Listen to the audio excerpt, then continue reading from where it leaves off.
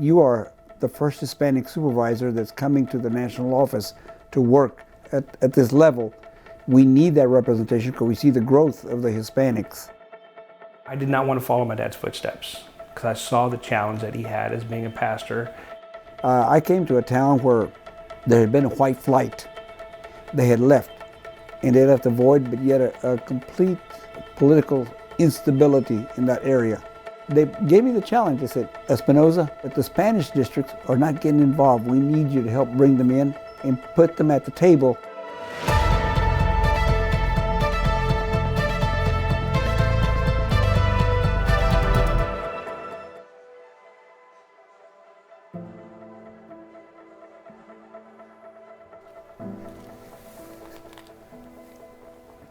I'm Efraim Espinoza, and I served as director of the Office of Hispanic Relations for 11 years. In 1971, I was invited, actually I was assigned to be a pastor to a little town called Crystal City, population 8,000. This little town in 1969 had gone through a political revolution. There had been a white flight. They had left, and they left a void, but yet a complete political instability in that area. The superintendent said, it's a difficult situation, but at least stay 6 months and help us. I got to Crystal City 6 days after I graduated from Latin American Bible Institute. And I pastored there for 14 years and a couple of months. We grew as a church, we grew in our influence, and we grew in our involvement in the community. After 20 years of doing this, in 2006, that Dr. Thomas Trask, superintendent at that time, called me into the office. He said, Espinoza, we need to do something now. Here's a budget. Can you work with this budget? Can you get an assistant? But we need to have an office that serves our Hispanic constituency, both in the geographic districts and the Hispanic districts. And it was in 2006 that we launched this office. I finally came up with the proposal, calling it the Office of Hispanic Relations. The executives approved it, and it became part of the national office since then. In the 90s, we started seeing that our 4 Hispanic districts that we had at that time began to grow so much that they had to multiply, but there needed to be a process.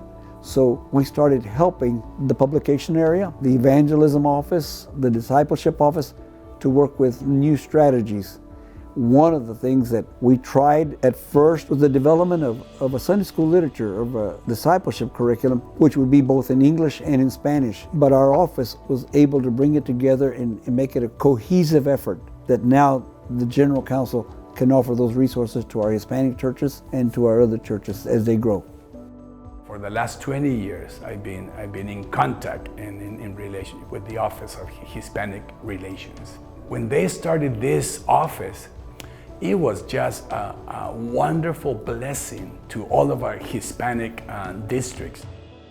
Everything changed for us because now we were attending general councils and general presbytery meetings and being part of the assemblies of God nationwide.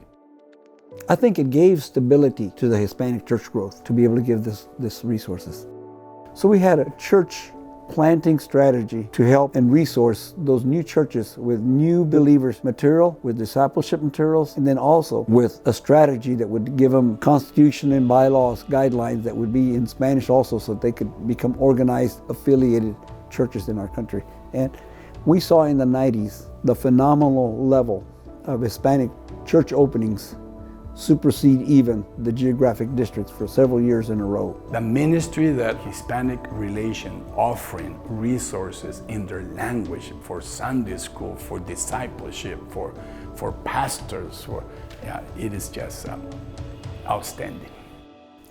I think our move over here opened our eyes, number one, in what God could do, but it also made us embrace not losing what we had. It made us very cognizant that we were Latinos, we were Hispanics. And we didn't lose it. My kids, I challenged them and I told them, I said, when we moved, we quit speaking Spanish. We quit being who we were. I don't want you to lose what you have. And they embraced it to the point they said, we're going to continue taking Spanish in high school. We're going to take Spanish in college. We're going to be who we are without losing our identity now because we're in Midwest and not in a predominant Spanish population like we were down in Texas, and especially in Crystal City. So moving from Crystal City to Springfield, Missouri was an interesting experience. Growing up in Crystal City, knowing everything was Latino, everything was focused on Latino, and then moving north to a town where there was very few Latinos there. Everybody was white, and everybody looked at Latinos a little differently. Reminded me about what we were taught growing up as far as forget your culture, forget your Spanish, you won't succeed in life until you do. So as a family moving to Springfield, one of the things that Papa said, we're not going to forget our culture, where we came from. We're going to remember where we are in Springfield. So one way that our family kind of continued with the Latino culture was speaking Spanish at home on Thursdays. It's made them who they are. Their Hispanic roots have helped them develop their roles in whatever careers they have today. I think it's made them stronger. I did not want to follow my dad's footsteps because I saw the challenge that he had as being a pastor and then also going into ministry as well. I wanted to make big money. So that dream at 14 years old when we moved to Springfield was kind of in the back of my mind, but I never thought of it. And an opportunity opened up where a gentleman, one of my mentors, a Latino, said, Mark, there's an opportunity for you to kind of go into community development. But I quickly went back to my thoughts about my dad. Being a pastor, that was what he did. He reached out to the Latino community. So I said, well, I'll give this a shot. But the impact that I had leading the Hispanic relations at Walmart has really set a trajectory from where I am now. God's placed me in a specific role here at Walmart as a senior director of public affairs now, leading a multi-million-dollar commitment, whether it be Hispanic relations or right now I'm working on U.S. manufacturing or veterans or even immigration. I'm now leading our efforts at Walmart around immigrant integration, helping communities and families that I knew and grew up with back in the day. Interesting to know, one of my events I got the opportunity to sponsor was the National Hispanic Prayer Breakfast. Here's where it comes full circle.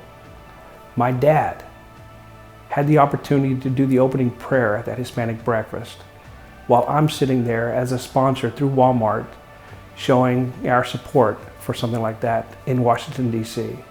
It's interesting how God made a plan for me to go into Hispanic relations when I thought my direction was going to go totally different, looking at the monetary opportunities that exist in computers. Now looking back, God was preparing my life through my dad's pastoral experience and building Hispanic relations in Crystal City, Texas, but then also in Springfield, Missouri with the Assemblies of God headquarters. That experience that he did and the stories that he would tell me, I was now living out, but on the corporate side of things, working in Hispanic relations.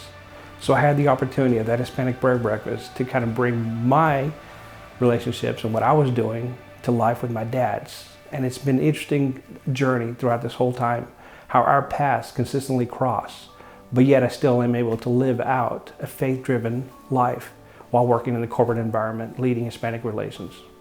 So having a multicultural community is very important. At Walmart, we kind of look at it as we're serving a very diverse customer base. So having a multicultural community helps you not only be innovative and find solutions addressing those communities, but then also serving those communities in the way they want.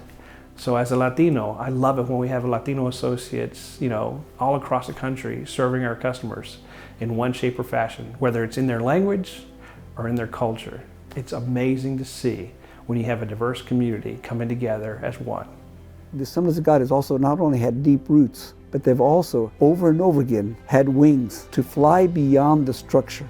And if you look at what we have now as a movement, the Hispanic relations area is able to touch the compassion ministries, touch the departmental ministries, touch the church planting ministries, because we have resources and we have a network of leadership across the nation that can come in when those needs come up to resource those situations. I think the need for a multi-ethnic endeavor or focus in the Assemblies of God has to reflect the growth of our country. Doug Clay has said his goal is to get to a place where there is no major ethnic majority in the Assemblies of God, but that we're all people from all nations, because that's our population, that's our world, that's our mission field. That's the world we got to reach.